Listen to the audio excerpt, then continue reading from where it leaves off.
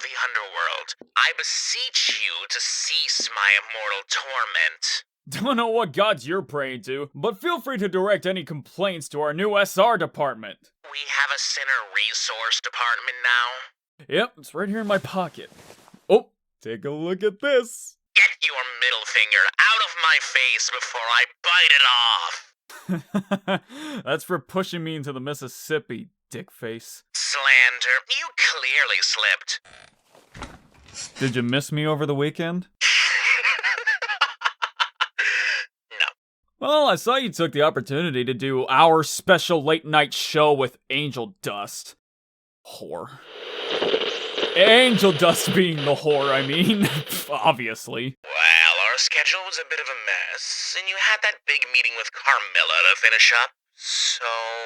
Listen, babe, if you really want to spend our late night segments with other people, I have plenty of bright ideas to bring your new hotel playthings into this little game of ours. Really now? I'm dying to know what you've got planned. Someone will be dying on the next Under the Sinfluence. I can guarantee you that. That genuinely intrigues me. I'll tell you more about it after the show. But for now, Pentagram is awaiting their news, traffic, and weather! Hello, listeners. And good morning, faithful viewers! Thank you so much for choosing us every morning instead of those other lesser radio demons. Don't acknowledge their existence so early in the morning. It'll make me nauseous. I'm surprised you haven't just murdered them, honestly. I did try, but the radio demons, they just slip out of my frequency like cockroaches. Then they have the gall to invite me to their little colleague parties as though they're anywhere near my level. Not to mention the ridiculous nickname they gave me. Please note for the record, listeners, that I have absolutely nothing to do with them. And if I hear you've manually tuned your radio to anything other than 66.6 FM, I'll slurp your audio cortex out through your ear with a paper straw! What's your nickname? No. Aw, please. I'd rather scramble my signal to oblivion than divulge that information. I'm sure I'll find out eventually. I'll ping the classical radio demon on a Morse code machine. You know, you fit in so well with those losers. They once gave you a nickname too. Makes sense. TV used to run on radio waves after all. That's why we were so compatible a long time ago. Don't have to remind me, Sparky. Sparky? The nickname they gave you. Sparky's a fucking dog's name! I think it fits. I'm actually going to murder them. Good luck with that. But let's not sweat those hams any longer. It's time for the weather.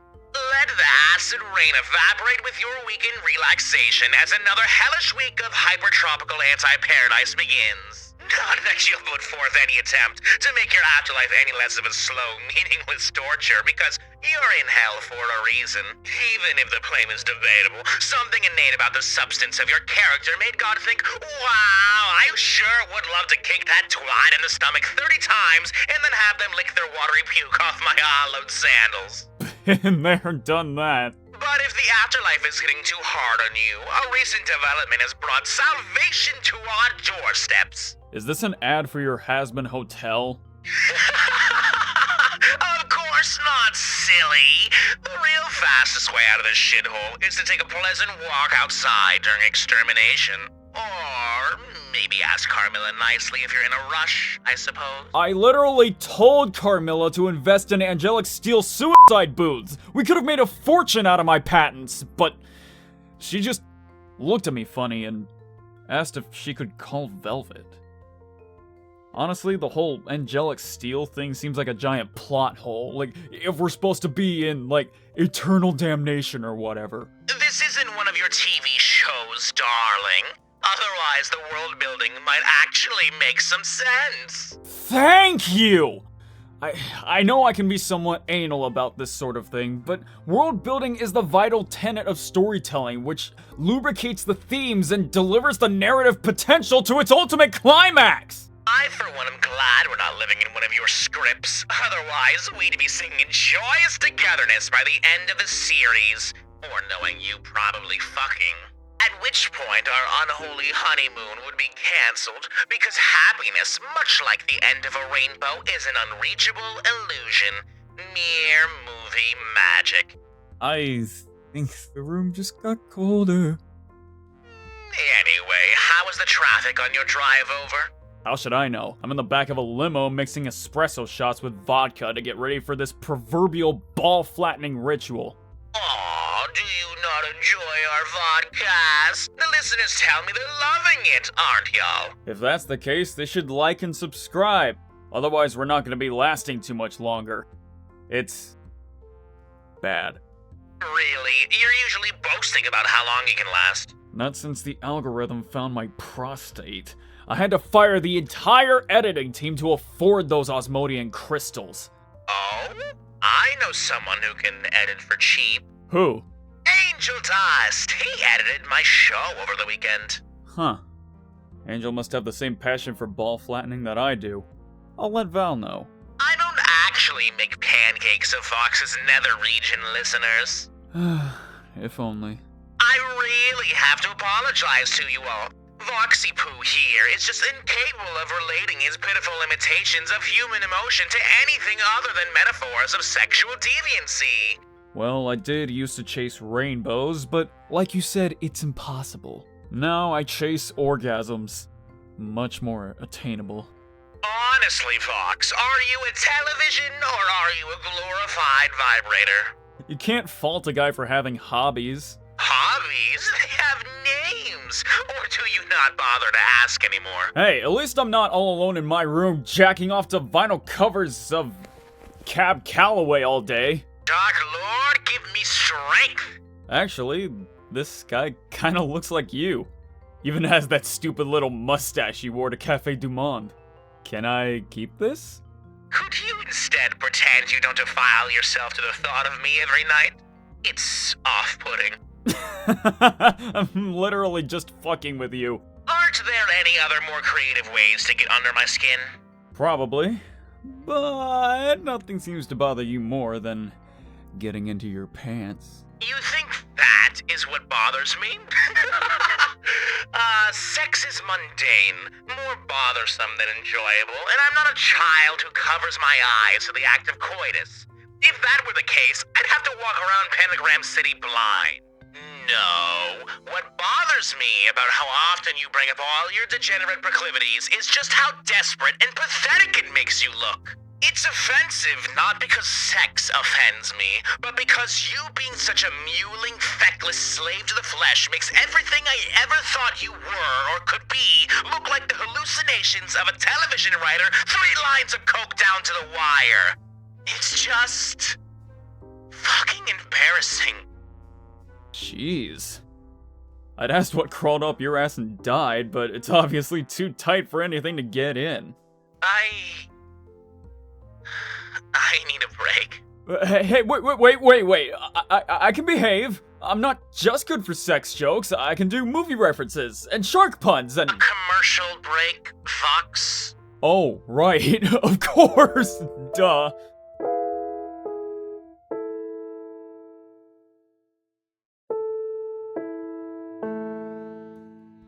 Let's open our lines to our lovely listeners. While we wait for a call, how about a letter? We haven't read one of those in a while. If you wish. Dear Alastor and Vox, salutations and sincerest congratulations on the development of your newest vodcast. Thank you so much. It truly is quite a pleasure to listen in and hear you both converse and argue like a repressed and murderous married couple. Excuse me? If you had the choice to change your current form from the one you have now in hell, would you? I'll be eagerly waiting to tune in next time. Sincerely, Lady Vera. I'd be more shark-like for sure. Tail, fins, the whole 9 yards. Or rather, however many yards I could fit in Gehenna Bay without swimming being uncomfortable. Hey Al, we should totally do an episode on the beach when the weather gets warmer. The soul water is always cold as death. I'm sorry, I'm still caught up on the married couples comment. I would never need a better half. As to answer your question, Lady Vera, I'm already perfect exactly as I am. Have you seriously never been married? Didn't get a chance. I was married to my work. It seems you married your work again, work wife. Stop it. I don't like that joke. People have been taking it way too seriously. Alright, I'll stop teasing you. Have you ever thought about it at least? Marriage? Well, there was this guy once. Who? Nobody. But you just said— Because it turned out he never really existed at all. He was just a figment of my imagination. Huh? But sometimes, when I get extremely drunk, I think I can still see him. Oh. But there's no use in crying over spilled liquor. That sort of thing is only tolerable to me in fantasies. Though my life would have been so much easier if I did partake in society's collective weaknesses. Easier? You think life with a relationship unlocked is easy mode? Well, I've never had a problem being alone, but it seems all the world has had a problem with me being alone. Our social order is built with expectations, those of invisible home labor or of shared income splitting the household bills, and the ultimate expectation that happiness can be found within some other person. Well, on the contrary, everyone who's wandered into my life has only ever made me just a little bit more miserable. Even me? No. Yay. You make me a lot more miserable. God, you literally chose to be a lonely, miserable sack of shit with a hard life when you rejected me at that bar. I could have given you everything. Everything. I know. It would have been so easy to agree to your little offer, but it would have been so hard as to be impossible to wake up next to you every day for the rest of my afterlife, pretending to be something I'm just not. I've never gone further with a man than biting out his tongue. Hot. But just shut the fuck up. I wouldn't have forced you to do anything you didn't want to. You could have just trusted me. Like I'm supposed to trust a mind manipulator who practically worships at the church of Sodom and Gomorrah. You are no angel, babe. No, but part of me knows you wouldn't have had to really force me at all. Wait, really? I would have just given in to you eventually like I always do. Because I've always hated that stupid little face you make like a kicked little puppy. No wonder the lesser radio demons thought you were a fucking dog. And like I've already explained, the act itself doesn't bother me, so it wouldn't have been so much of an imposition on my day as your hell-quaking tantrums if I'd ever said no. Hey, I haven't had a tantrum in years. The fact of the matter is that a partnership with you would have drained me of many things, but mostly my self-respect. I've never... You could have always just said no! I did say no, didn't I? Stop putting all the emotional baggage of your fucked up relationship with your own body onto me! What? You're not half as scared of me molesting you than you are of the idea you might actually want me to, considering you've been constantly fucking fantasizing about it, apparently! Pure fucking conjecture! Yeah?